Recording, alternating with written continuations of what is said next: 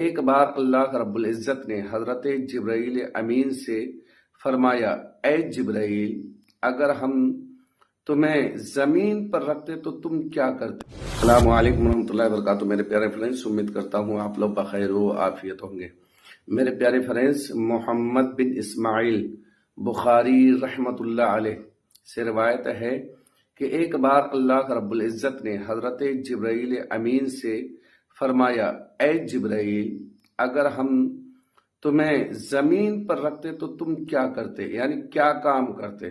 تو حضرت جبرائیل امین نے فرمایا کہ ہم 3 کام کرتے ہیں۔ ان میں سے پہلا کام یہ ہے کہ غریبوں کی مدد کرتا، اور دوسرا کام مخلوق کے عیب چھپاتا، اور تیسرا کام پیاسوں کو پانی پلاتا۔ تو حضرات، دیکھا آپ نے کہ غریبوں کی مدد کرنا، مخلوق کے عیب چھپانا، پیاسوں کو پانی پلانا، یہ حضرت جبرائیل امین کی حسرت ہے اور تمنا ہے۔